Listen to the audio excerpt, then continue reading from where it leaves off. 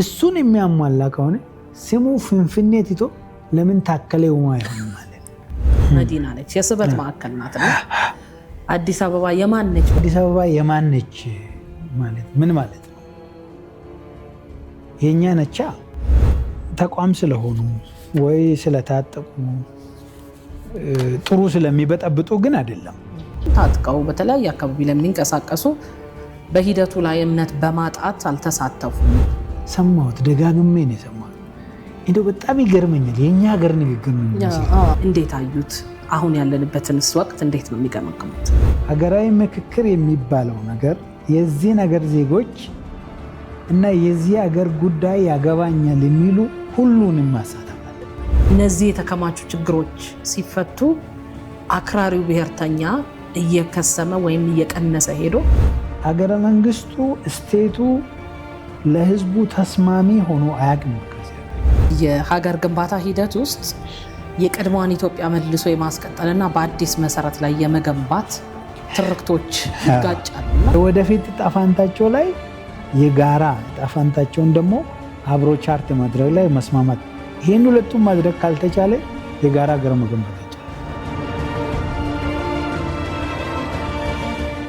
የኢትዮጵያውያን ድምፅ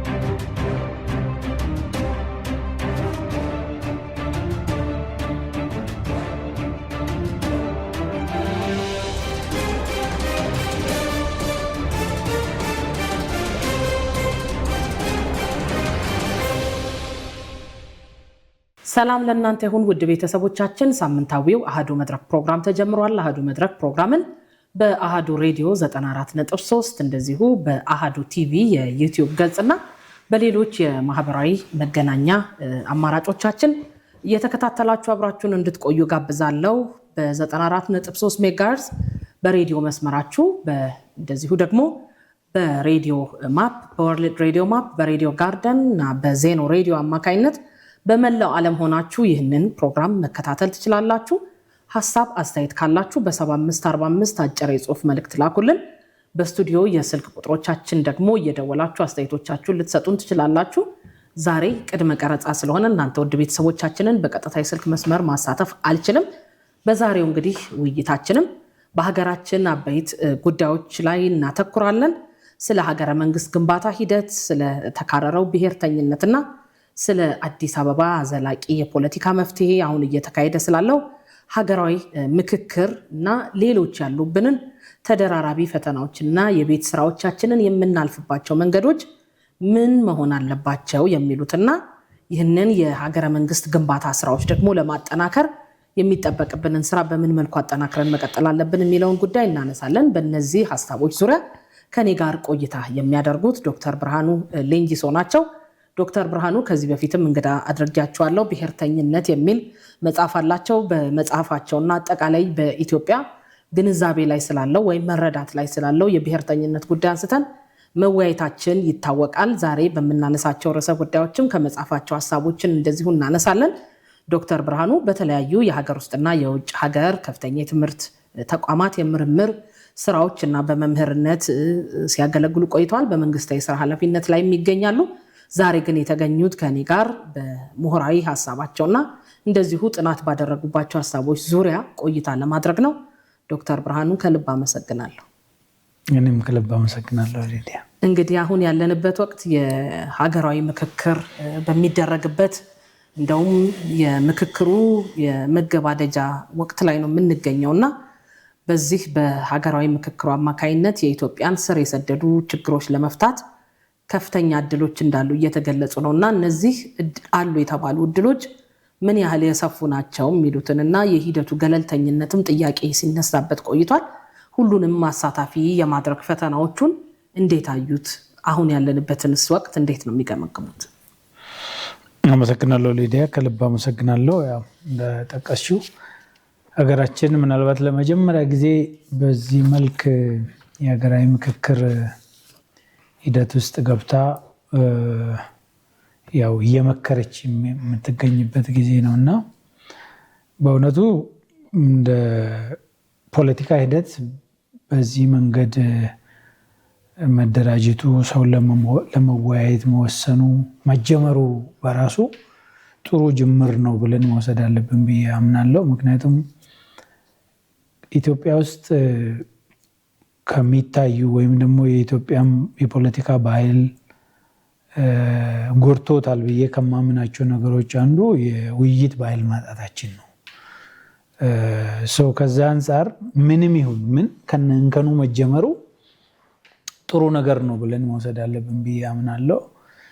ከዛ እንግዲህ ሲቀጥል ከሀገራዊ ምክክር ጋር የሚነሱ ጉዳዮች አሉ። በዓለም አቀፍ ሁኔታም ምናልባት ሂደቱንም ይጎዳሉ ተብሎ ከሚነሱ ጉዳዮች እንደ አካታችነት፣ ገለልተኛ መሆን፣ አሳታፊነት የሚባሉ ነገሮች ብዙ ጊዜ ከሀገራዊ ምክክር ጋር ይነሳሉ። እኛ ደግሞ ልምዱንም የለንም። ያው የመጀመሪያችን ስለሆነ እንከኖች ሊኖሩበት ይችላሉ። ግን አንደኛ አሁኑኑ ተጀምሮ አሁኑኑ ማያልቅ ነገር እንደሆነና የፖለቲካ ባህል ወይም የፖለቲካ ባህላችን የተሻለ እንዲሆን፣ የሰለጠነ እንዲሆን፣ ከጉልበት የተላቀቀ እንዲሆን፣ ከጠመንጃ የተፋታ እንዲሆን ይሄ ባህል እየሰፋ መሄድ አለበት። ተጀመረ እንጂ አላለቅም። በየጊዜው ሂደቱን እያሻሻልን አካታች እያረግነው፣ ገለልተኛ እያረግነው፣ አሳታፊ እያረግነው የምንሄድበት ሁኔታ መኖር አለበት። ከጅምሩ ግን ከነንከኖቹ ጥሩ ጅምር ነው ብለን መውሰድ ያለብን ይመስለኛል። ይህን ስል እንደጠቀስኩት ችግር የለበትም ማለት አይደለም። አካታችነት የሚባለውም ጽንሰ ሀሳብ ደግሞ ጠለቅ ብለን ፕሮባብሊ በኋላ የምናነሳው ሊሆን ይችላል። ግን በጣም ትሪኪ ኮንሰፕት ነው። በጣም አስቸጋሪ ጽንሰ ሀሳብ ነው። አንደኛ ሀገራዊ ምክክር ተሳካ የሚባለው ወይም ደግሞ ስኬቱ የሚለካው በአካታችነቱ ብቻ ነው የሚባለው። አካታች ከሆነ፣ አሳታፊ ከሆነ እና ገለልተኛ ከሆነ ሁሌም ይሳካል። አካታች ካልሆነ፣ አሳታፊ ካልሆነ ደግሞ ገለልተኝነቱ ጥያቄ ውስጥ የሚገባ ከሆነ ችግር ይገጥሟል ተብሎ ይገመታል። ግን ደግሞ በተግባር ማካተት አይቻልም። ለምን? ለምሳሌ በሀገራችን ሀገራዊ ምክክር ሲባል አንደኛ የዜጎች ጉዳይ ነው፣ የፖለቲካ ሊቃን ጉዳይ አይደለም። ይሄን አይ ቲንክ እነዚህ ሶስት ነገሮች ስለሚምታቱ መጽሐፌ ውስጥም ጠቅሼዋለሁ። ይሄ ፖለቲካል ኔጎሽዬሽን ወይም ደግሞ የሊቃን ድርድር የሚባል ነገር አለ፣ ሀገራዊ ምክክር የሚባል አለ። እንደገና ደግሞ የሽምግልና የሚመስል ሚዲየት የሚደረግ አለ። እነዚህን ለይተን ማየት አለብን። በሀገራችን አሁን እየተደረገ ያለው ሀገራዊ ምክክር ነው። ሀገራዊ ምክክር በዜጎች ሁሉ መካከል የሚደረግ የጋራ አገር ማንነት ትርክት መገንቢያ መንገድ ነው ማለት ነው። እሱን ስናደርግ ሁሉም ዜጋ ነው ማለት ነው የሚመለከተው። ሁሉንም ዜጋ ግን ወደ አንድ ጠረጴዛ ማምጣት አይቻልም። 130 ሚሊዮን ሕዝብ አምጥተን የምንወያይበት መንገድ የለም። ስለዚህ ተወካይ ነው የምንመርጠው ማለት ነው። ተወካይ ደግሞ ስንመርጥ ችግሮች ይኖራሉ። ሁሉም ሰው የሚመጣው ሰው ሁሉንም ሰው ይወክላል ማለት አስቸጋሪ ነው። ስለዚህ ሰው የውክልናን ጉዳይ ሲረዳ የስ መሳተፍ ያለበት ሁሉም የማህበረሰብ አካላት በተወሰነ መንገድ በተወካይ መሳተፍ መቻል አለባቸው። ግን ከቁጥራችን አንጻር መጀመሪያውኑ የአካታችነት ጉዳይ ጥያቄ ውስጥ ይገባል ማለት ነው። ሁለተኛ የፖለቲካ ውሳኔ ያስፈልገዋል አካታችነት ራሱ። ለምን? ሀገራዊ ምክክር የሚደረገው ሀገር ለመገንባት ነው አይደለም? ስለዚህ የሀገራዊ ምክክር ላይ የሚሳተፉት አካላት ሀገር ለመገንባት የተስማሙ መሆን አለባቸው ማለት ነው።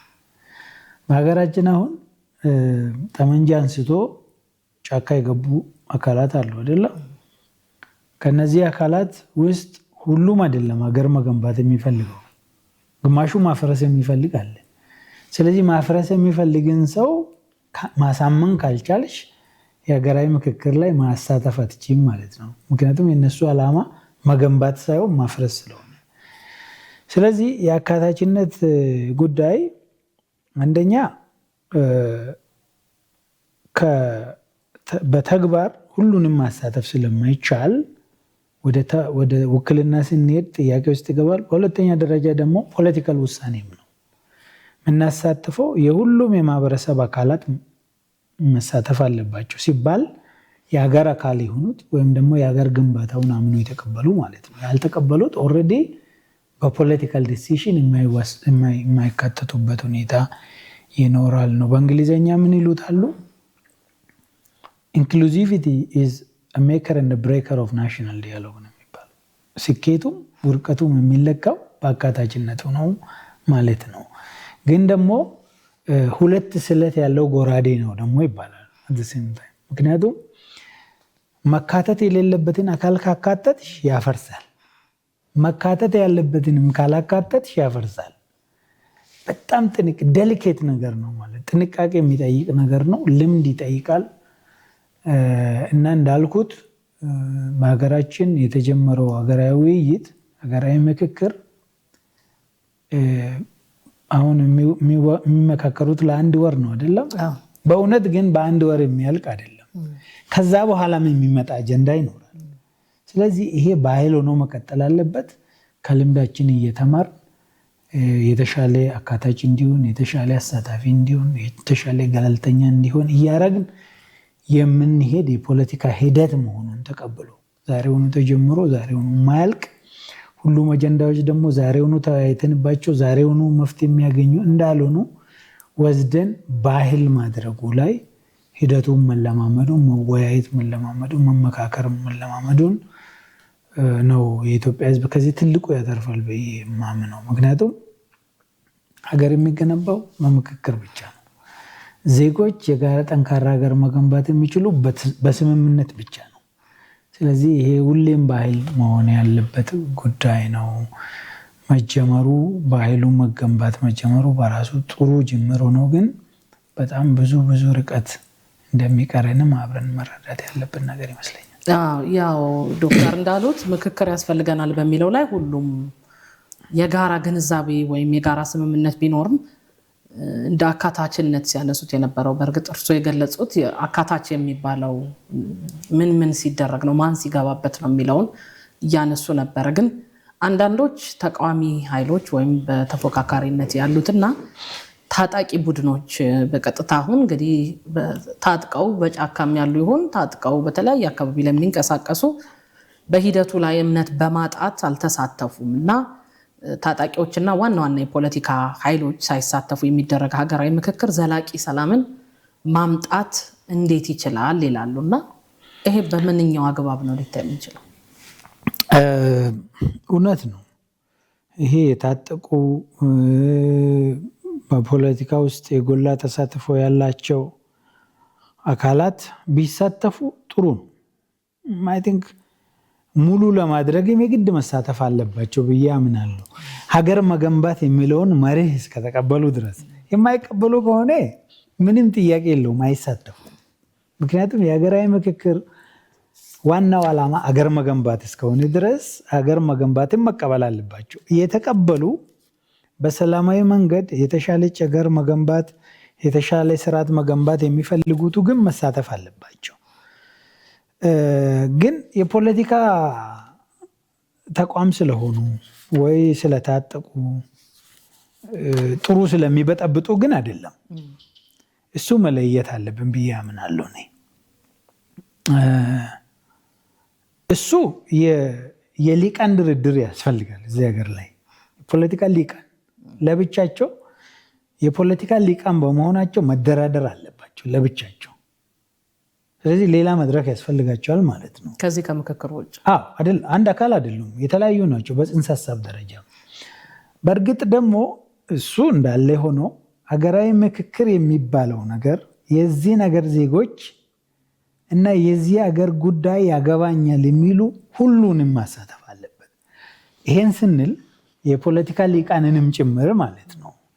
ግን አንዳንድ ሰዎች እኛ የፖለቲካ ሊቃን ነን ወይም የኛ ፓርቲ ትልቅ ነው ተሰሚነት አለው እኛ ሳንኖር እንዴት ይሆናል የሚል አቀራረብ ግን ሁሌም ትክክል አይደለም። በሀገራዊ ምክክር ፖለቲካ አባልነታቸውን ሳይዙ እኮ ዜጎች ሆነው መሳተፍ ይችላሉ። ምንም ችግር የለው። ማህበረሰብን ለውክልና እንከፋፍላለን እንጂ ማህበረሰብን ሁሉ ማሳተፍ ብንችል እኮ የፖለቲካ ባክግራውንዳቸው አስፈላጊ አይደለም። ሃይማኖት ውክልና ለማምጣት ከፋፍለን ስናመጣ ነው እንጂ ሁሉንም ዜጋ ማሳተፍ ብንችል እኮ የሃይማኖት ባክግራውንዱ አያስፈልግም ለሀገራዊ ምክክር። ምክንያቱም የእያንዳንዱ ዜጋ ጉዳይ ስለሆነ። ግን ሰግመንት እያደረግን የተለያየ ሀሳብ ያላቸውን ሰዎች ለማሳተፍ ስንሞክር ሁሉንም ማሳተፍ ስለማንችል ስንሞክር ግን ያው ሰግመንት እያደረግን ተወካይ እናመጣለን። ከዛ አንጻር የፖለቲካ ቡድን፣ የሃይማኖት ቡድን፣ የሴቶች፣ የወጣቶች እየተባለ ሰግመንት ይፈጠርና ከዛ የግድ መምጣት አለባቸው በሚል ይሄ ሳምፕሊንግ ጉዳይ የሚያመጣው ነው እንጂ ሀገራዊ ምክክር የዜጎች ጉዳይ ነው እና የፖለቲካ ፓርቲ ብዙ ያን ያህል አስፈላጊ አይደለም። ግን ችግር ፈጣሪው ግን ማን ነው? ያ ችግር ፈጣሪዎች ናቸው። አሁን እኮ መጀመሪያ ለምንድን ነው አንሳተፍም ያሉት? ማለት ሳይከለከሉ እኮ ነው አንሳተፍም ያሉት አይደል? ሂደቱንም ገብተው በትክክል አላዩትም። ኤግዛክትሊ ሂደቱ ላይ ነው ገና ሲጀመር ነው አይደለ? ጥያቄያቸው ምንድን ነው? ጥያቄው አይ መጀመሪያ ኮሚሽኑ ሳይቋቋም እኛ መስማማት ነበረብን አሉ ሊቃኑ፣ ፖለቲካ ሊቃኑ መስማማት ነበረብን። ቴክኒካሊ እኔ ማምናለሁ ቢስማሙ ጥሩ ነበር። እነሱ ቀድሞ ቢስማሙና ሀገራዊ ምክክሩ በዚህ መንገድ ይደረግ ብሎ የፖለቲካ ሊቃን ቢስማሙ ኖሮ ነገሩ ቀላል ይሆን ነበር። ለምን? የችግሩ መንስኤ እነሱ ስለሆኑ፣ ችግር ፈጣሪዎቹ እነሱ ስለሆኑ። ይሄ ማለት ግን እነሱ እምቢ ካሉ ሁሌ እነሱ እስኪፈቱ ድረስ ብሎ ዜጋው መቀመጥ አለበት ብዬ ግን አላምንም። እነሱ ችግር ፈጣሪ መሆናቸውንም አምኖ ችግሩንም ለመፍታት ካልተስማሙ ዜጋው ግን በራሱ መንገድ ተነስቶ ለመስማማት መሄዱ ትክክል ነው ብዬ አምናለሁ። ትክክለኛ እርምጃ ነው አሁን የተወሰደው። ውጤቱ ላይ ተጽዕኖ ያመጣም ያመጣል፣ እነሱ ላይም ግን ተጽዕኖ ያመጣል። የእነሱ ሀሳብ ያልተካተተበት ስምምነት ይመጣል፣ ይማራሉ። እየሽ ሁሌ አንድ የፖለቲካ ፓርቲ እኔ እስካልተሳተፍኩ ድረስ የኦሮሞ ጉዳይ ወይም የአማራ ጉዳይ መፍትሄ አያገኝም ብሎ ተንደላቆ ህዝቡ እሱ ላይ የጣለውን እምነት ተጠቅሞ መጫወቻ የፖለቲካ ጌም የሚያደርገው ከሆነ ሌላው ዜጋ እነሱ ተራ ዜጋ ነው ብሎ የሚያምኑት በዚህ አጋጣሚ ወጥቶ ሀገራዊ ምክክር ላይ ተሳትፎ ስለ ሀገሩ ጉዳይ ቁጭ ብሎ ተስማምቶ ወስኖ መውጣት ከቻለ የፖለቲካ ሊቃኑ ምን ያደርገዋል ማለት ነው? ዋጋ ያሳጠዋል፣ ኢሬሌቫንት ያደርገዋል። ስለዚህ ጥሩ አስተማሪ መድረክ ሊሆን ይችላል። ግን እንደዛ እንዲሆን ተሳታፊዎቹ በደንብ መረዳት መቻል አለባቸው። ምክንያቱም ውጭም ቁጭ ብሎ እኮ ተሳታፊዎቹን ማኒፑሌት ሊያደርጉ ይችላል፣ ሊጫወቱባቸው ይችላል። የፖለቲካ አጀንዳ እያደረጉ አሁን እንደሚደረገው አጀንዳዎቹን መጫወቻ ሊያደርጉ ስለሚችሉ ተሳታፊዎቹ ጥንቃቄ ማድረግ መቻል አለባቸው። በአጠቃላይ ግን ቢሳተፉ ጥሩ ነው፣ መሳተፍም ነበረባቸው። ግን እነሱ ሰበብ ፈልጎ ነገሩን የሚያጓትቱ ከሆነ ሌላው ዜጋ ተነስቶ በሀገሬ ጉዳይ ላይ እኔንም ያገባኛል ብሎ ማወያየቱ ግን ትክክል ነው ብዬ አምናለሁ። በመጽሐፎ ላይ እንግዲህ ብሔርተኝነት በሚለው መጽሐፎ ላይ የኢትዮጵያ ሀገራዊ ምክክር ጉዳይን አንስተዋል። ግን በዋናነት ትኩረት ማድረገው የኢትዮጵያ ሀገራዊ ምክክር ዋና ዋና አጀንዳዎች ብለው የለዩቸው አሉ። ታሪክና ትርክት፣ እንደ ህገ መንግስት ሰንደቅ ዓላማ፣ ከዛ የፖለቲካዊ ዲሞክራሲ ባህል፣ ሰንደቅ ዓላማና ተያያዥ ምልክቶች፣ እንደዚሁ የህገ ሀገርና የህገ መንግስት ጉዳይ፣ ፖለቲካ ፓርቲ፣ መንግስትና ሀገረ መንግስት የሚሉ ጉዳዮች ለይተዋል። እንግዲህ በዚህ በምክክሩ ኮሚሽን በእነዚህ በ4000 ተሳታፊዎች ተለይተው የወጡ ወደ 8 አጀንዳዎች አሉ። ውስጥ የሚይዟቸው ቢኖሩ አንዳንዶቹ አጀንዳዎች እርስዎ ያነሷቸው አጀንዳዎች በውስጥ ያሉባቸው ናቸው እና እንደው ከምን አሰቧቸው እና በመጽሐፎ ላይ ብሔርተኝነትን አንስተው ምክክርን አምጥተው በምክክሩ ግን መታየት አለባቸው ብለው ያነሷቸው አጀንዳዎች በመጽሐፎ ውስጥ ያነሷቸውን የብሔርተኝነት ችግርና መፍትሄ ብለው የሚያነሱትን ነገር ማከሚያ አድርገው ነው ወይስ እነዚህ የተከማቹ ችግሮች ሲፈቱ አክራሪው ብሔርተኛ እየከሰመ ወይም እየቀነሰ ሄዶ ይሄ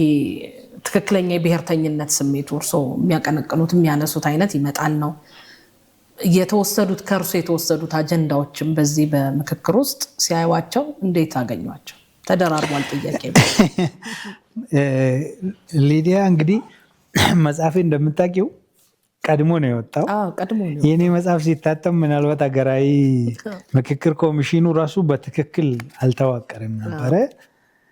ግን አጀንዳው ያው ጉዳዮቹ እየተነሱ ራሳቸውን እያቋቋሙ የነበረ ጊዜ ነበረ።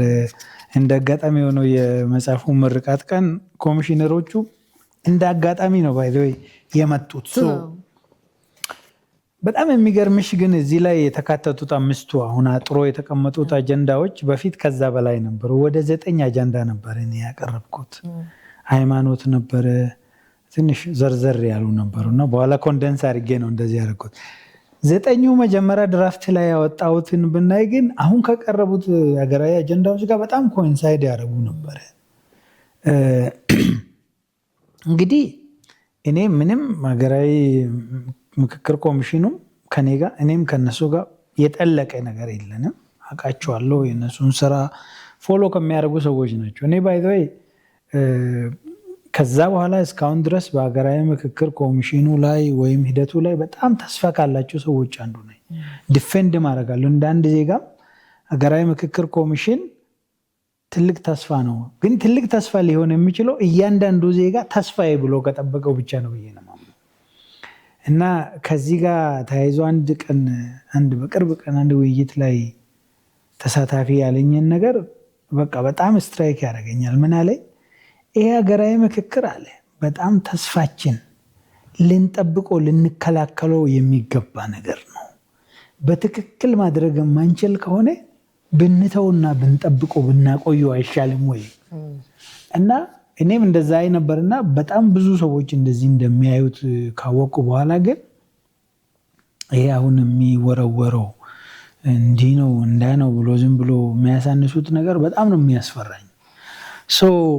ምንድነው ያደረኩት? እኔ ያው እንዳየሽው መጽሐፍ ውስጥ ብሔርተኝነትን አንዳንድ ሰዎች ያው ባለፈው አንስተናል። ብርሃኑ ብሔርተኛ ስለሆነ ነው ብሔርተኝነትን የጻፈው የሚል የሆነ መደዴ ፍረጃ አለ። አንዳንዶቹ ያው አርስቱን ብቻ ሲያዩ የሚደነግጡ አሉ። መጽሐፉ ግን እንዳየሽው ብሔርተኝነት የሚባለው ጽንሰ ሀሳብ በዓለም አቀፍ ደረጃ ምን አይነት ገጽታ አለው፣ ምን አድርጓል፣ ምን አጥፍቷል፣ ምን አልምቷል፣ በእኛ ሀገርስ እንዴት ብንረዳው ነው የተሻለ የሚሆነው የሚል ዳሰሳ ነው። እና እኔ ራሴ ደግሞ መጽሐፉን ከመጻፌ በፊትና ከጻፍኩ በኋላ ነገሮችን ሳይ ብዙ ለውጦች አሉ። አሁን በፊት ለእያንዳንዱ ትንንሽ ችግሮችም ተጠያቂ የሚያደርጉት ብሔርተኝነትን ነው። ግን ሁሉም አይነት ብሔርተኝነት ነው ወይ የሚረገሙ? ለምሳሌ ኢትዮጵያ ትልቅ ኢትዮጵያ ጠንካራ ኢትዮጵያ መገንባት እንፈልጋለን። እያንዳንዱ ዜጋ ስለዛች ጠንካራ ኢትዮጵያ ጥሩ ግንዛቤ ጥሩ ስሜት እንዲኖረው እንፈልጋለን አይደለም? ያ እኮ ብሔርተኝነት ነው at the end of the day። ምክንያቱም ብሔርተኝነት አንድ አይነት ብቻ አይደለም፣ ብዙ አይነት ነው። በብሔር ደረጃ ሊሆን ይችላል፣ በሀገር ደረጃ ሊሆን ይችላል፣ በአህጉር ደረጃ ሊሆን ይችላል፣ በቀለም ደረጃ፣ በዘር ደረጃ፣ በጣም በሃይማኖት ደረጃ በብዙ አይነት ነው የሚታየው። ምክንያቱም የቡድን መብትን የሚይዝ ስለሆነ ማለት ነው። እና እኔ በዓለም አቀፍ ደረጃ ያለውን የብሔርተኝነት ገጽታ አየው። በሀገራችን የነበረውን የብሔርተኝነት ቀለሞች በተወሰነ መልኩ ለማሳየት ሞከርኩ። ያ እንግዲህ ከንግስት ሳባ ጀምሮ ነው ያየሁት። ያ ከዛ ጀምሮ እስከ ቅርብ ጊዜ የተፈጠሩ ግልጽ የሆኑ የብሔርተኝነት እንቅስቃሴዎች የኤርትራን ጨምሮ የትግራይን ብሔርተኝነት፣ የአፋርን፣ የአማራን፣ የኦሮሞን፣ የሲዳማን፣ የሶማሌን በተወሰነ መልኩ አንስቼ ይሄው እንደዚህ ያለ ይሄ ደግሞ በጊዜ ካልታከመ ደግሞ ሁሉም ወደ ጽንፍ ወደ ራሱ ይሄድና ምን ይሆናል? ይሄ ተፎካካሪ ብሔርተኝነት ይመጣል። አደገኛው ተፎካካሪ ብሔርተኝነት ነው። የኔ ይበልጣል የኔ ይሻላል ነው። በቃ ይሄ ነው ብሔርተኝነት። ከራሱ ተሻግሮ በራሱ ስሜቱ ብሔርተኝነት ምንድን ነው? ስለ ራሱ ነው። እኛ እንዲህ ነን፣ ስለዚህ እንደዚህ ነው መኖር የምንፈልገው ይላል እንጂ ሌሎችን አይደለም። ኦፍኮርስ ብሔርተኝነት ኤግዚስት ለማድረግ ሌሎች መኖራቸውን ማመን አለበት፣ ግን ውድድር ውስጥ አይገባም። ጤናማው ብሔርተኝነት ውድድር ውስጥ አይገባም። ውድድር ውስጥ የገባ ቀን ግን አደገኛ ነው። ምክንያቱም ወደ ግጭት ነው የሚሄደው፣ መጋጨት ነው የሚፈልገው። ስለዚህ መፈወስ አለበት። ይሄ ነው እኔ ያልኩት። እንግዲህ መጨረሻ ላይ አሁን የደረስሽበት ቻፕተር ጋር ስመጣ ምንድን ነው ያልኩት? መፈወስ አለበት። ፈውሱ ደግሞ ምንድን ነው? ቁጭ ተብሎ መወያየት ነው። እነዚህን ብሔርተኞች ለራሳቸው ብሔር ጥሩ ስሜት ያላቸው የራሳቸውን ብሔር ጥሩ ነገር የሚመኙ ብሔርተኞች ቁጭ ብሎ ኦኬ ለእኔ ብሔር ጥሩ የሚሆነው እንደዚህ አይነት ኢትዮጵያ ስትኖር፣ ያም ለእኔ የሚሆነው እንዲህ ነው። ወደ ጠረጴዛ መጥቶ ለሁሉም የተወሰነ ነገር የምትሰጥ ማንንም የማትጎዳ ኢትዮጵያ ለመገንባት ሲስማሙ ብቻ ነው። ያንን ደግሞ ማድረግ የሚችሉት በዚህ በሀገራዊ ምክክር መድረክ ነው።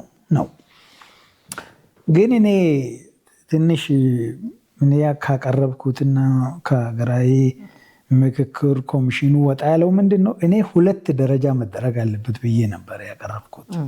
አንደኛ እያንዳንዱ ብሔር ውስጥ ያለ ችግር በሀገር ደረጃ ካለን ችግር አያንስም ነው። ለምሳሌ በኦሮሞ ውስጥ ያለው ልዩነት፣ በኦሮሞ የፖለቲካ ሊቃን መካከል ያለው ልዩነት እና በኢትዮጵያ ወይም ደግሞ የተለያየ ብሔር ሊቃን መካከል ያለው ልዩነት ምንም ልዩነት የለውም ለኔ። እንደውም የኦሮሞ ሊሰፋ ይችላል፣ አስጠሊታም ሊሆን ይችላል። ወንድሙ ላይ ጠመንጃ ሲያነሳ በጣም አስከፊ ነው፣ በጣም አስከፊ ነው። ከዛ የሚከፋ ነገር የለም።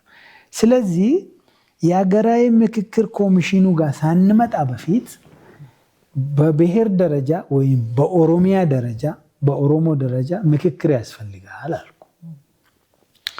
የኦሮሞ ሊቃን የፖለቲካ ልዩነታቸው እንዳለ፣ የሃይማኖት ልዩነታቸው፣ የተለያየ የማህበረሰብ ቡድን አንድ ቦታ መጥቶ ተነጋግሮ በኦሮሞ ደረጃ ይሄን አለን ኢትዮጵያ ውስጥ ከሌሎች ብሔር ብሔረሰቦች ጋር ለመኖር ይሄንን እንሰጣለን፣ ይሄንን ደግሞ ማግኘት አለብን ብሎ ተስማምቶ አንድ የጋራ ሰነድ አዘጋጅቶ ያንን የጋራ ሰነድ ይዞ ተወካዮቻቸውን መድቦ ወደ ሀገራዊ ምክክር መላክ አለባቸው ነው። በኦሮሞ ደረጃ፣ በአማራ ደረጃ፣ በሲዳማ ደረጃ፣ በሶማሌ ደረጃ መጀመሪያ ምክክር ተደርጎ ብሔራዊ ምክክር ማለት ለእኔ እሱ ነው፣ በብሔር ደረጃ የሚደረግ ይህንን የሀገራዊ ምክክር የሚለውንም ቃላት ያው ሲፈጠር ትንሽ ክርክሮች ነበሩ።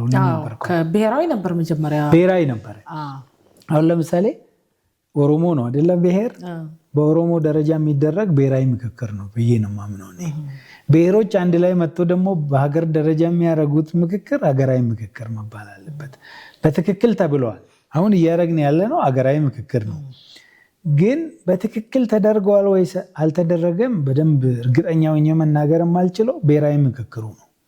እያንዳንዱ ብሔር ውስጥ ምክክር ተደርጎ የተስማሙበት አጀንዳ ነው ወይ ወደ ላይ የመጣ ወይስ አይደለም የሚለው እርግጠኛ አይደለሁም። በክልል የተደረጉት ከየት ጋር ይፈረጃሉ? ለምሳሌ ኦሮሚያ ላይ፣ አማራ ላይ፣ በተለያዩ ክልሎች የተደረጉ ምክክሮች ነበሩ ቅድሚያ።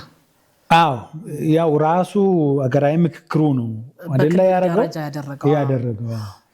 አሁን እሱም ያው ይሄዳል ሞዴሉ በተባለው ልክ። ግን ሀገራዊ ምክክር ኮሚሽኑ ራሱ ከሚያደርገው እያንዳንዱ ብሔር የራሱ ኮሚሽን ኖሮት ቢያደርግ ኖሮ ተሳታፊነቱን በዛ ደረጃ ሊጨምር ይችል ነበረ ወይ የሚል ነው። እንግዲህ እንዳልኩሽ ቀድሞ የተጻፈ ነው። የኔ ፕሮፖዛል የነበረው ምንድን ነው?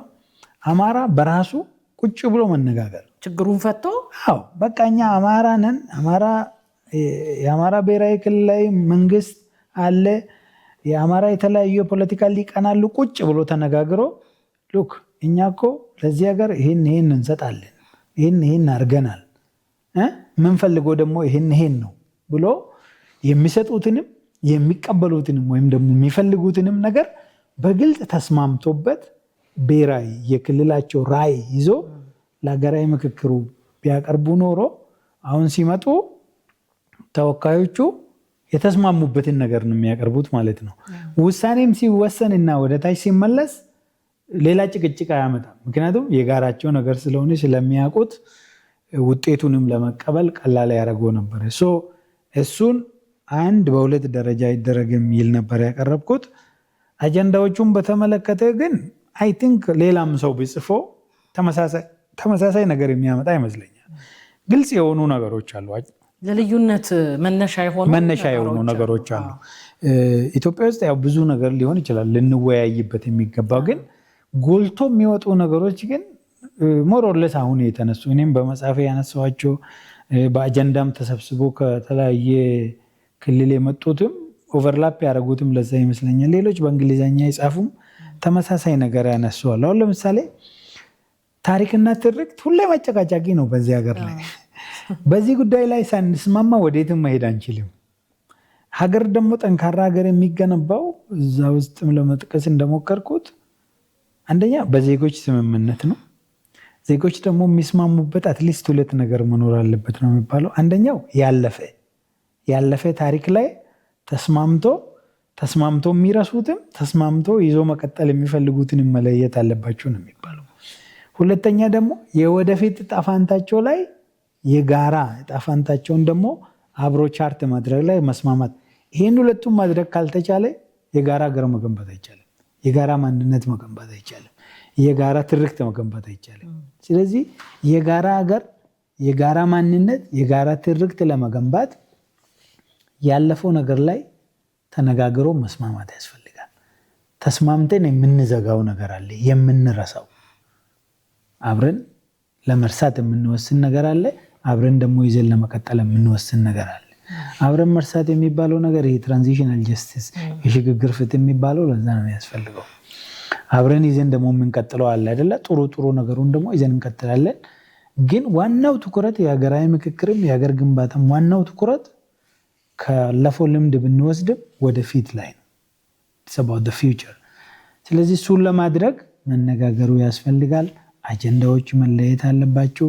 ታሪክ፣ ትርክት፣ ማንነት እነዚህ ደግሞ የፖለቲካ ባህላችን ደግሞ ትልቅ አካል ይሆናል። ለምሳሌ ውይይት ራሱ የውይይት ባህል ራሱ እሱን መገንባት ራሱ በደንብ በቃ ማለት ሁሉም ሰው የሚያነሳው ሁሉም የሚወያይበት ነው። ሌላኛው ኢትዮጵያ ውስጥ እንደ ችግር ከሚነሱ ነገሮች አንዱ የኢትዮጵያ ሕዝብ መካከል ምንም ልዩነት የለም፣ ምንም ቁርሾ የለም፣ ምንም ግጭት የለም። አሁን እንደሚባለው ሰው አሁን ይሄ ብሔር ነው ይሄ ፌዴራሊዝም ነው የከፋፈለን የሚለው ብዙ ጊዜ ይደመጣል። እኔ ግን አሁንም የኢትዮጵያ ሕዝብ መካከል የኢትዮጵያ ብሔር ብሔረሰቦች መካከል ችግር አለ ብዬ አላምንም። እንኳን ችግር አይደለም ተነጋግረውም አያውቁም እኮ። አሁን ለምሳሌ የኦሮሞና የአማራ ሕዝብ ጎረቤት ነው። እኔ እንዳጋጣሚ ሆነው ድንበር ላይ ነው ተወልጄ ያደግኩት። የቱ ጋር ተገናኝቶ ተነጋግሮ ያውቃል? እንኳን ሊጣሉ እንኳን ሊቀያየሙ ማለት ነው። ምንም ችግር የለም። ችግሩ ያለው ማን ነው? ማን መካከል? አንደኛ በሀገረ መንግስቱና በህዝቡ መካከል። ሁሉም ህዝብ ሀገረ መንግስቱ ስቴቱ ለህዝቡ ተስማሚ ሆኖ አያውቅም። በቃ እዚህ ሀገር ላይ ችግር ነበረ፣ ሂስቶሪካሊ ቁርሾ ነበረ። ለዛ ነው ሁሌም ህዝቡ ከጫፍ እስከ ጫፍ ተነስቶ መንግስት ማባረር ላይ መንግስት መገልበጥ ላይ የሚሳተፈው። እሱ በጣም ኢምፖርታንት ኤሪያ ነው። የሀገራዊ ምክክር አስፈላጊነት እዛ ላይ ለምንድን ነው? በሀገረ መንግስትና በዜጎች መካከል የጠፋውን መተማመን መገንባት ነው ማለት ነው። ስቴቱ የኛ ነው ብሎ ህዝቡ እንዲያምን ማድረግ ነው። ትረስት ሪቢውልድ ማድረግ ነው ማለት ነው የሀገራዊ ምክክር አጀንዳ ዓላማ ከዚህ አንጻር። ሌላኛው ይሄ የሊቃን ንትርክ ነው። እንዳለመታደል ሆኖ የኛ የፖለቲካ ሊቃን አንደኛ እንዴት እንደሚሆኑ አላውቅም። ለምሳሌ ሰው እንዴት ነው የፖለቲካ ሊቅ የሚሆነው ወይም ደግሞ ለምንድነው ፖለቲካ ውስጥ የሚገባው የሚል ጥያቄ አይ ቲንክ መጠየቅ ያለበት ነገር ማን ነው። ግን የፖለቲካ ልሂቅ የምንለውስ ማንን ነው? ማለት የተቀመጠ ይሄ ነው ተብሎ የተቀመጠ የተለየ ነገር አለ? ሌላ ሀገር ወይም በፖለቲካል ሳይንስ አለ ማለት በቃ ሀሳብ ያለው በሀሳብ ሌሎችን ይዞ መሄድ የሚችል ማለት ነው። የተሻለ የተማረ ችግሩን ያጠና የተረዳ ሰዎችን መርቶ ወደፊት ለፊት መውሰድ የሚችል ማለት ነው። ሊቅ ምሁር አይደለም። ሊቅ ምሁር አይደለም። ሊቅ ገለልተኛም አይደለም። ለሆነ አካል የወገነ ማለት ነው። የፖለቲካ ስበት አለው። ሌላም ሊሆን ይችላል። ግን የፖለቲካው የሆነ ቡድን ይሄ ቡድን እንዲሆነዋል ስለዚህ ይህን እየመራው ታገልለታለሁ ብሎ ሰዎችን ማስከተል የሚችል ማለት ነው። ግን እሱን ለማድረግ ጥሩ ሀሳብ ትክክለኛ ሀሳብ ሊኖረው ይገባል። አትሊስት ኢን ፕሪንሲፕል። እኛ ሀገር ላይ ግን እንደዛ ነው ወይ? ማን ነው የሚሆነው? እኔ ብዙ ጊዜ የሚሆነው ስራ ያጣ ሰው ይመስለኛል። ብዙ ጊዜ የሚሆነው ሌላ ስራ የሌለው ሃይማኖትም አንዳንዴ እንደዛ የሚሆንበት ጊዜ ነበር።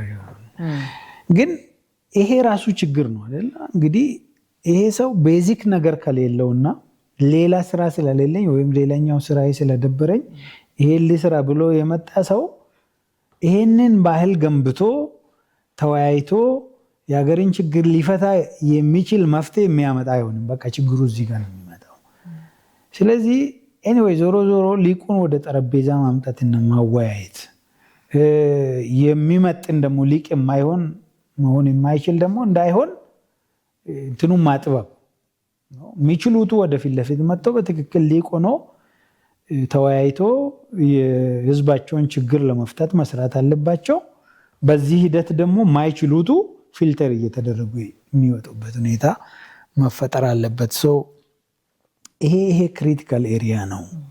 ስለዚህ እኔ ያመጣዋቸው አጀንዳዎች አሁን ሀገራዊ ምክክሩ በአጀንዳ ማሰባሰብ ሂደት ካመጣቸው ጋር በተወሰነ መልኩ የተመሳሰሉበት ሁኔታ ግን የሚመስለኝ የጎሉ ችግሮች ስለሆኑ ነው እንጂ እኔና ሀገራዊ ምክክሩ ምንም ሊጠለቀ ወይም የቀረበ ነገር ኖረናል።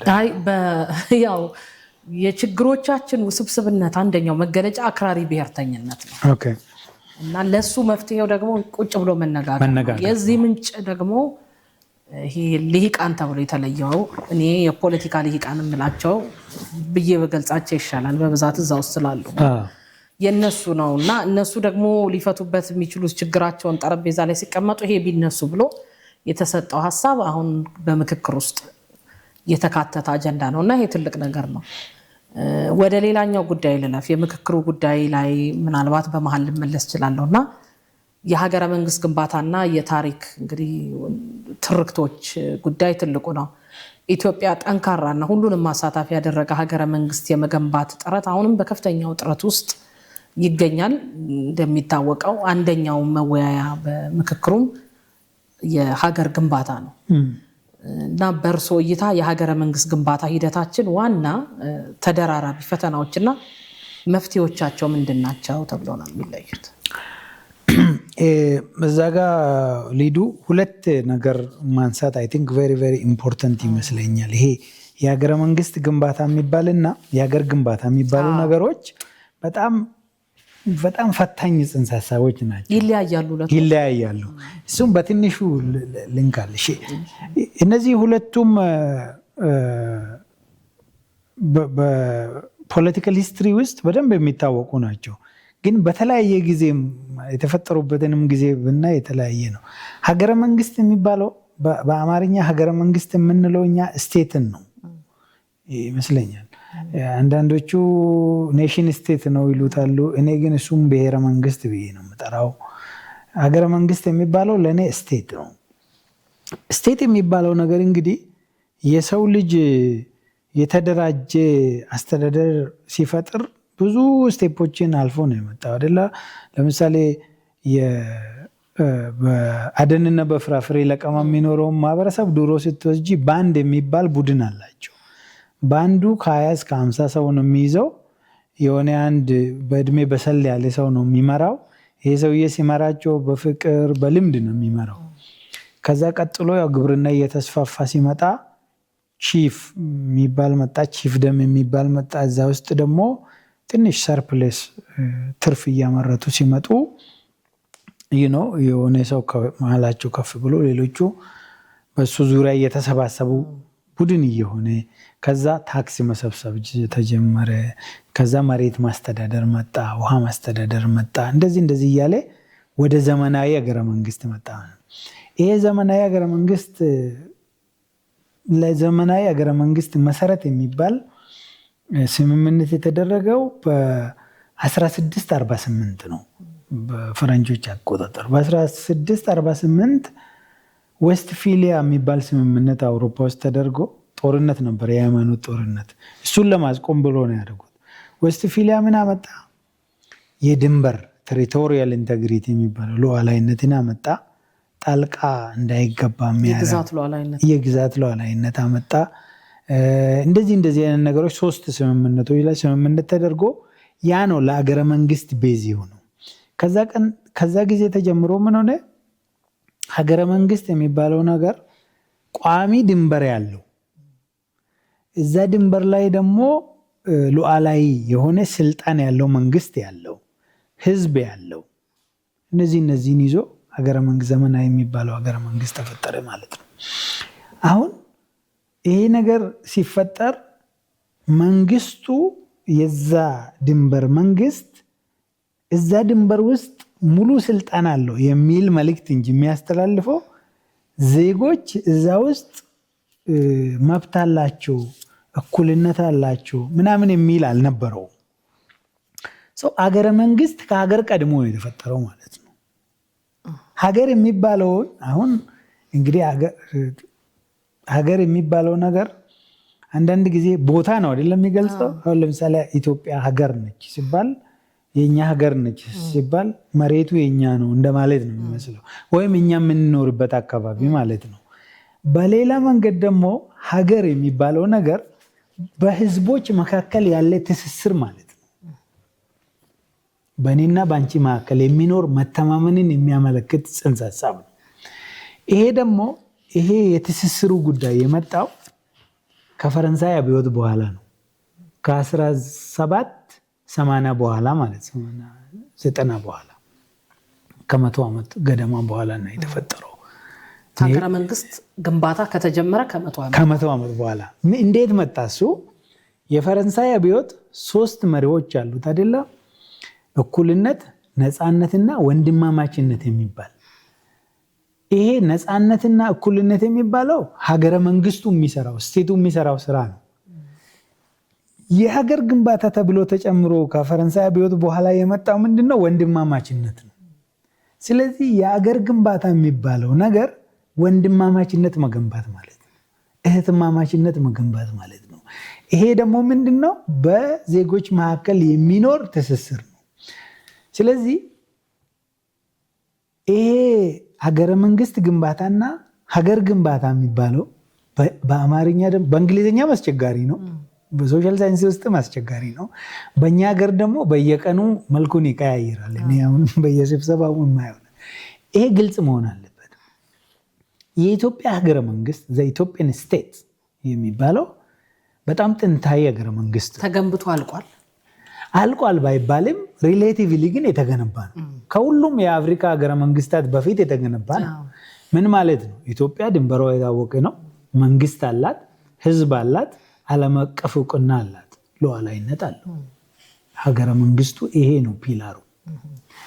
የኢትዮጵያ ያላለቀው ምንድን ነው ካልሽኝ፣ ሀገር ግንባታው ነው። ለምን? የኢትዮጵያ ሀገረ መንግስት ግንባታ በዚህ በመስፋፋት ጦርነት ተሰርቶ ቢያልቅም እዛ ውስጥ የተካተቱ ህዝቦች መካከል ግን ወንድማማችነት አልተገነባም፣ ስምምነት አልተገነባም፣ የሚጋሩት ነገር አብሮ አልተገነባም። ዛሬ ባንዲራ ላይ ከ150 ዓመት በኋላ ለምንድን ነው የምንጨቃጨቀው? የሀገራዊ ምልክቶች ላይ ለምንድን ነው የምንጨቃጨቀው? ተወያይተን በወንድማማችነት ስሜት አብረን ስላልገነባ ነው ማለት። ስለዚህ በኢትዮጵያ ውስጥ የሀገረ መንግስት ግንባታው ሪሌቲቭሊ በጥሩ ሁኔታ እየሄደ ቢሆንም ወደኋላ የቀረው የሀገር ግንባታ ነው፣ ወንድማማችነት መገንባት ነው የቀረው ማለት ነው። አሁን እየተደረገ ያለው ሀገራዊ ምክክር ዓላማው ምንድን ነው? ያንን ወንድማማችነት ማጠናከር ነው። በሀገር ግንባታ አጀንዳ ስር ማለት ነው። የፈረንሳይ አብዮትም የወስትፋሊያ ሀገረ መንግስትን ሰጠን፣ ስቴትን ሰጠን። የፈረንሳይ አብዮት ደግሞ ሀገርን ሰጠን፣ የሀገር ጽንሰ ሀሳብ ወይም ደግሞ ወንድማማችነትን ሰጠን። ግን ሀገር ራሱ ደግሞ እንዴት ይገነባል? ሀገረ መንግስትንም መውሰድ ይቻላል። አሁን የብሔርና የሀገረ መንግስት ቅልቅል ማየት አለብን።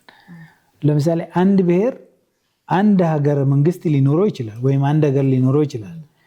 አንድ ብሔር የራሱ መንግስት የራሱ ሀገር ሲኖረው ብሔረ መንግስት ነው፣ ብሔሩ መንግስት አለው ማለት ነው። ሌላኛው ደግሞ ብዙ ብሔሮች አንድ ላይ ሆኖ አንድ ሀገር ይኖራቸዋል። ይሄ ደግሞ ህብረ ብሔራዊ የምንለው እንደኛ አይነቱ ሀገር ማለት ነው። የመጀመሪያው ላይ ለምሳሌ ፈረንሳይ በተፈጥሯ ህብረ ብሔር ነበረች። ግን ምን አረጉ? አንድ ላይ ጨፈለቁና አሲሚሌሽን በሚባለው አንድ ብሔር አረጉት። አንድ ቋንቋ፣ አንድ ማንነት እንዲኖረው አረጉና ከዛ በኋላ አንድ ስቴት እንዲኖረው አረገ። ይሄ የሀገር ግንባታ ሞዴል አንድ ብሔር የራሱ መንግስት ሲኖረው ስምምነቱ አንድ ብሔር ስለሆኑ በህዝቦች መካከል የሚኖረው ትስስር ጠንካራ ስለሚኖር ሀገር ግንባታው ብዙ አስፈላጊ ላይሆን ይችላል። ህብረ ብሔራዊ በሆኑ ሀገራት ውስጥ ግን እንደ ኢትዮጵያ ያሉ እያንዳንዱ ብሔር የራሱ ታሪክ፣ የራሱ ማንነት፣ የራሱ ቋንቋ፣ የራሱ ትርክት ግን ሲኖረው የሀገር ግንባታ በጣም በጣም ኢምፖርታንት ነገር ይሆናል። ምክንያቱም በእነዚህ የተለያየ ማንነት ባላቸው ህዝቦች መካከል የጋራ ነገር ካልገነባሽ፣ የጋራ ትርክት ካልገነባሽ ከሀገረ መንግስቱ ጋር የሚኖራቸው ግንኙነት የተለያየ ይሆናል። ያ ደግሞ ለጭቅጭቅ አሁን እኛ ሀገር ውስጥ እንደሚታየው በር የሚከፍት ስለሚሆን በህብረ ብሔራዊ ሀገረ መንግስታት ውስጥ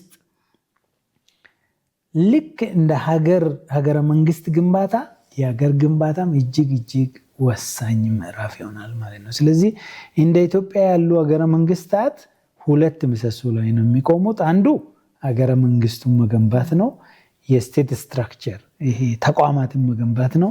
ሌላኛው ደግሞ በህዝቦች መካከል የወንድማማችነት ስሜት መፍጠሩ ነው ማለት ነው። ስለዚህ ግንዛቤው ላይ ነው አሁን ያለው ችግር፣ ሀገር ግንባታና ሀገረ መንግስት መገንባት ትልቅ ክፍተት ያለበት ጽንሰ ሀሳብ።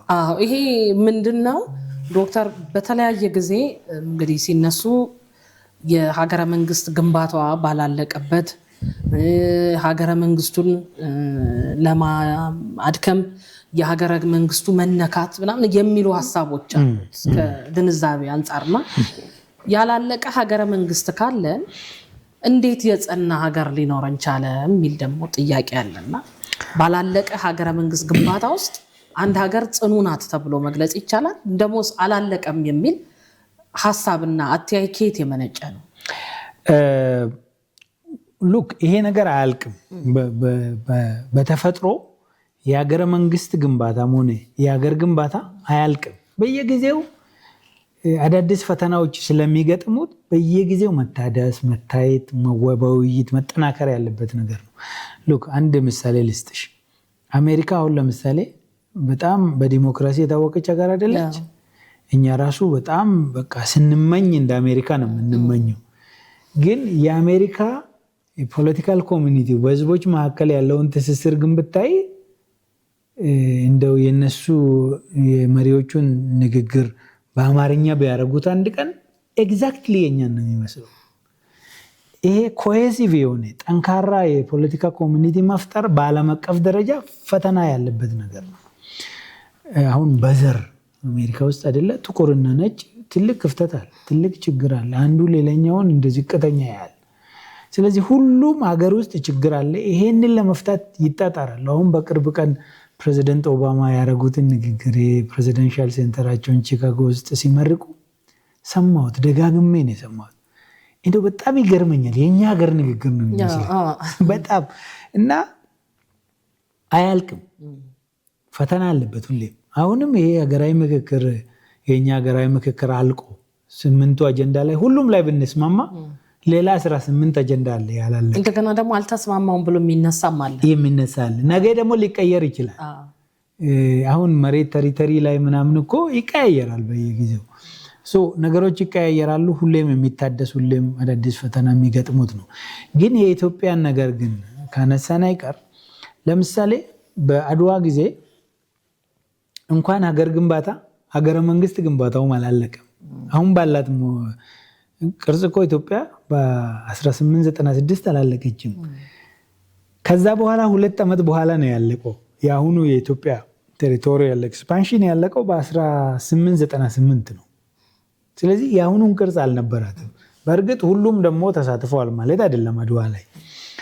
ታዲያ እንዴት ነው ሀገረ መንግስት ግንባታው ባላለቀበት የሀገር ግንባታው ደግሞ ጭራሽን ባልተጀመረበት ሆ ብሎ አብሮ ተነስቶ እንደዛ ሄዶ ጣሊያንን ተዋጉት የሚል ሉዓላዊነቴ ተነካና ማንነቴ ሊወሰድ ነው በሌላ ባዕድ ወራሪ የሚለው ስሜት ከየት መጣ የሚል ጥያቄ አለ። አሁን ይሄንን ዛሬ ላይ ቆመን ሁሉንም ላንመልስ እንችላለን። ግን በጣም ብዙ መላምቶች አሉ። ለምሳሌ ተበታትኖም ቢሆኑ እኮ ይሄ የውጭ ወራሪ መጥቶ እያንዳንዳቸውን እንደሚይዛቸው ያውቃሉ። እያንዳንዱም ስለ አካባቢው ስልጣን ሊሆን ይችላል የታገለው በተለያዩ አካባቢዎች ያሉ አገረ ገዢዎች። እነዚህ አልፎ ከመጡ እኔም እጎዳለሁ ብሎ እኮ ሁሉም በሎካል ሴንቲመንትም ሊሆን ይችላል የወጣው። ወይ ደግሞ የሚፈጠረው ወደፊት ሊፈጠር የሚችለው ኢትዮጵያ ላይም ጠንካራ እምነት ኖሮት ሊሆን ይችላል።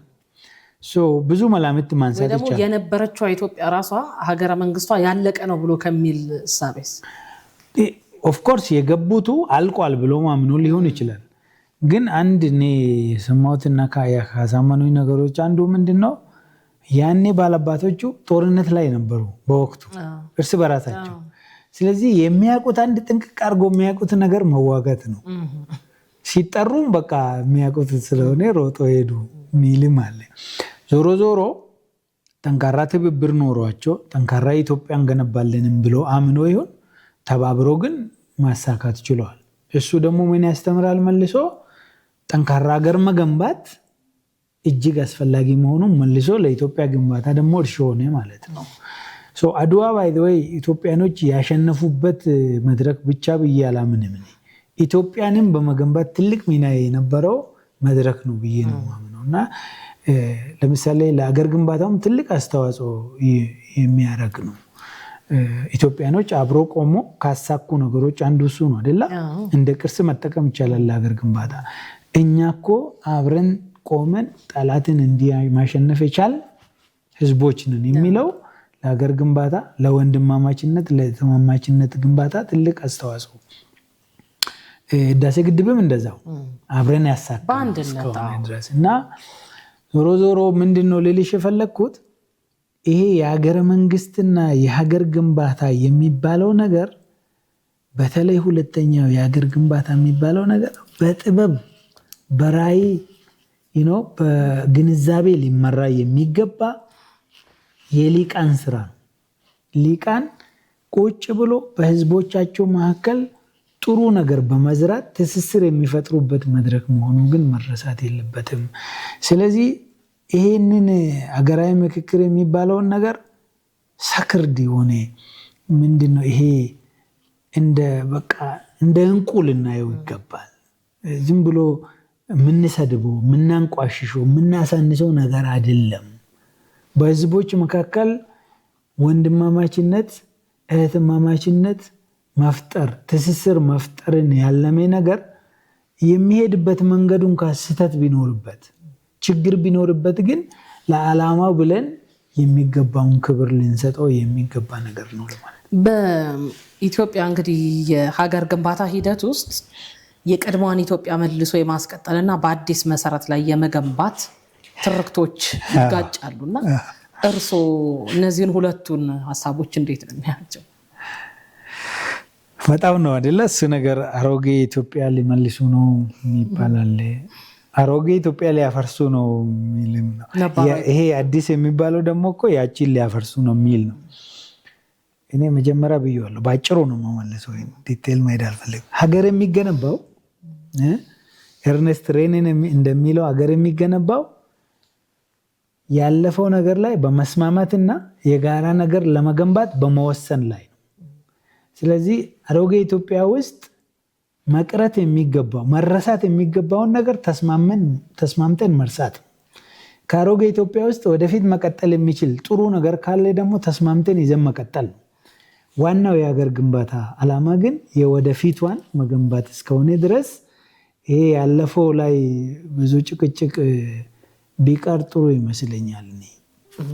በኢትዮጵያ ለዘመናት የዘለቀውና አሁንም ላለው ፖለቲካ ያለመረጋጋት በዋና ምክንያትነት የሚጠቀሰው የጋራ ታሪክና የጋራ ትርክት፣ እርሶም መጽሐፉ ላይ አንስተውታል። በተለይ በምክክሩ በአጀንዳ ይያዝ የሚለውና በቅርብ ጊዜያት ደግሞ መንግስት የጋራ ትርክትን የመፍጠር የግራንድ ናሬቲቭ ብሎ ያመጣቸው ሀሳቦች አሉና እነሱ እጥረት ነው።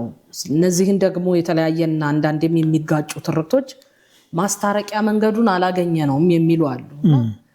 ያም ይሄ ልክ ነው፣ ይሄኛውም እንዲቀርብኝ አልፈልግም፣ ይሄ በቃ ይዤዋለሁ፣ ይሄን ትርክት ይዤዋለሁ እና ይጠቅመኛል ብሎ የሚቀመጣልና እንዴት ነው እነዚህን ማስታረቅ የሚቻለው? እኔ አንድ አይ ቲንክ ጅማ ላይ ተገናኝተን ነበር አይደለ? አንድ መድረክ ላይ እዛ ላይ እኔ አንድ መከራከሪያ አቅርቤ ነበረ። ኢትዮጵያ ውስጥ ምንድነው ችግሩ የሚለውን አይተን ስርዓቶችን አንስተን ጥለናል። ብዙ 3-4 ጥለናል አይደለ? ስርዓቱን እንጥላለን ግን ችግሩ አይሄድም፣ ይቀመጣል። አዎ ለምንድነው? የአፄው ስርዓት ችግር ከሆነ ደርግ ሲመጣ ለምን ችግሩ አልቀረም? የደርግ ችግር ከሆነ ኢህአዴግ ሲመጣ ለምን አልቀረም?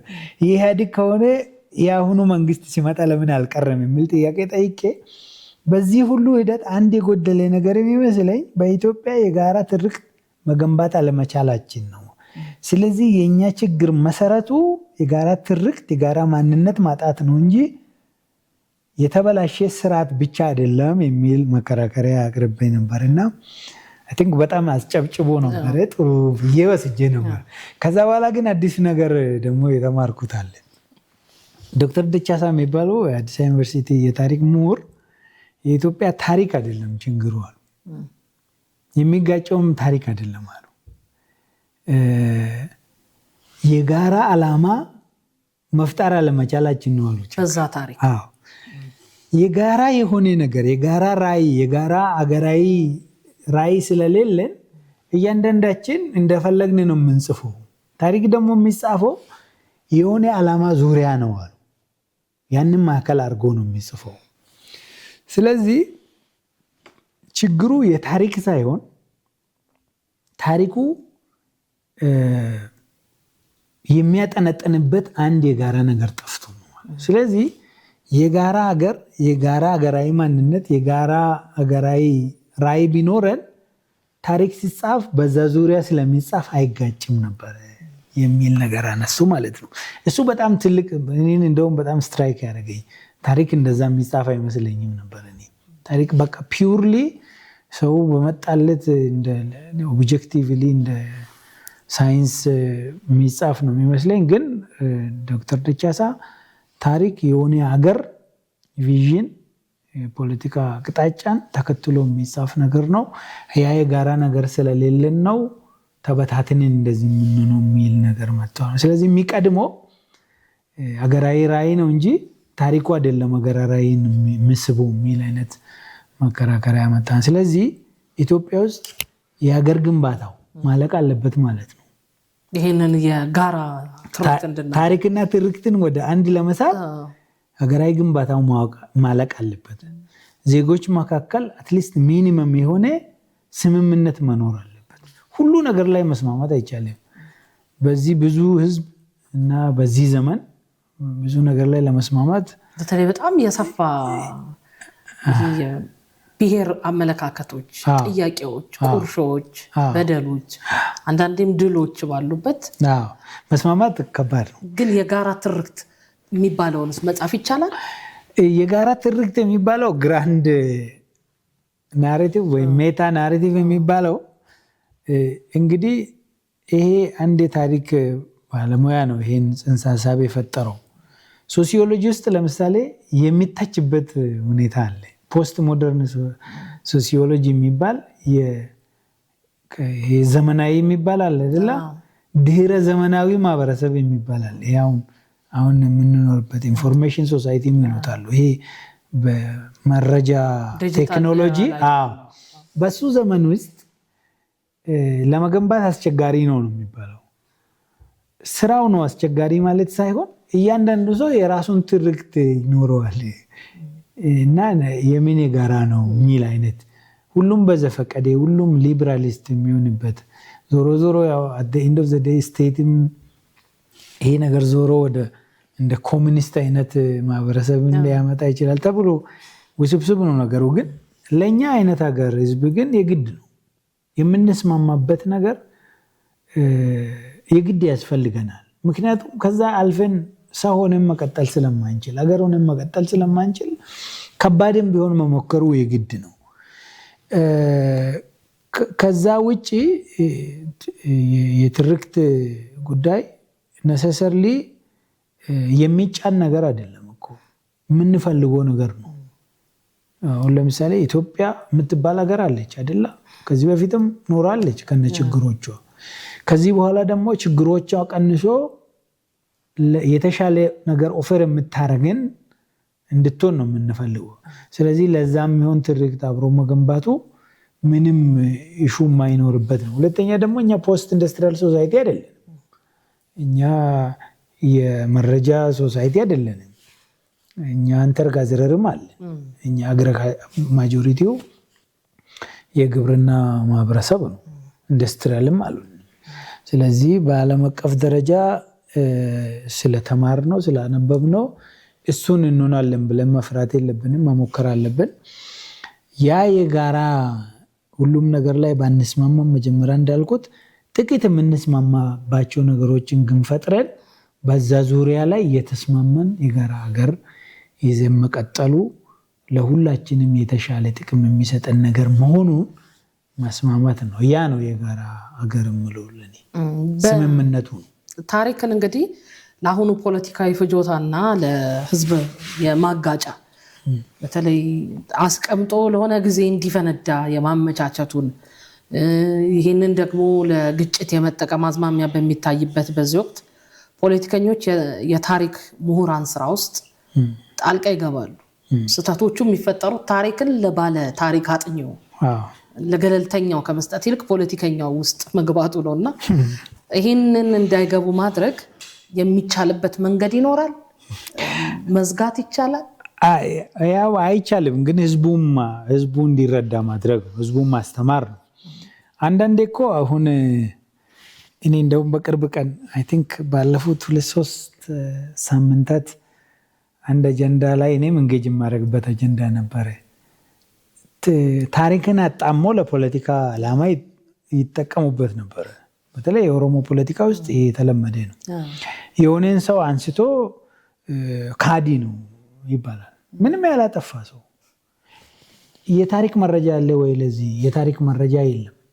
እንደውም የታሪክ መረጃን ስንፈትሽ ያ ሰውዬ ጥሩ ነገር ነው የሰራው፣ ግን አንዴ ካዲ ተብለዋል። ስለዚህ አታንሱ ስሙን። እንዴ አስተካክሉ እንጂ መረጃው እኮ እንደዚህ ነው የሚለው።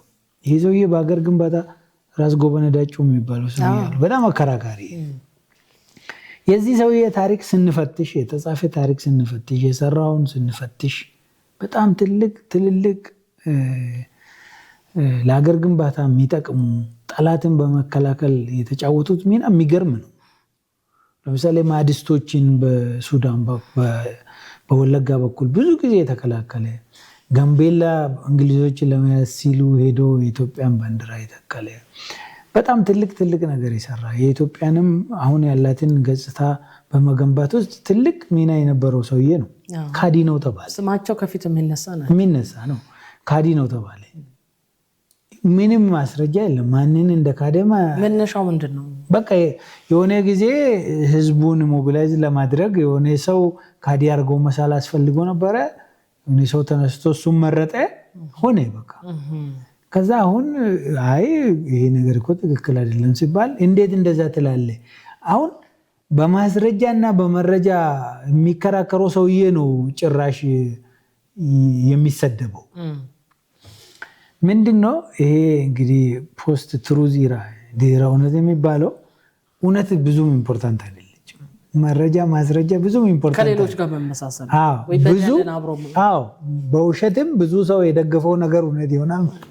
እንደዚህ አይነት ዘመን ላይ ነው ያለው። ዘመኑን መረዳት ግን ስቲል የእውነትን ዋጋ የመረጃና ማስረጃ ዋጋን በደንብ ህዝቡ እንዲረዳ ጥቅሙንም አብሮ እንዲረዳ ማድረግ ነው እንጂ ብዙ ሀገራት የሀገር ግንባታቸውን ከጨረሱ በኋላ ውስጣዊ ችግራቸውን ካጸዱ በኋላ ነው የመጣው ይሄ ዘመን። ስለዚህ ብዙ አፌክት ላያደርጋቸው ይችላል። እኛ ግን የቤት ስራችንንም ሳንሰራ ስለመጣብን የተከማቹ ችግሮችን በቃ ዝም ብሎ ይሄንን ብታፈርሽበት ሌላ ያነሳል ያንን እና ትንሽ ከባድ ያደርገዋል። ግን አይቻልም ማለት አይደለም። የጋራ ሀገር መገንባት፣ ጠንካራ ሀገር መገንባት፣ ሀገራዊ ማንነት መያዝ፣ የጋራ ትርክት መገንባት የሚጠቅመው ለሁላችንም ነው። እሱን አለመገንባታችንስ ሁላችንንም ነው የሚጎዳው። ይሄንን መረዳት ቀላል ነው። ይሄንን የተረዳ ነገር ደግሞ ጊዜው whatever the time is ይሄንን ለመገንባት ቆርጦ መስራት፣ መወያየት፣ መነጋገር ሁሌም ሳይሰላች ተነጋግሮ ለመስማማት መጣር ነው የሚጠበቅብን ብዬ አምናለሁ። የኢትዮጵያን ድምፅ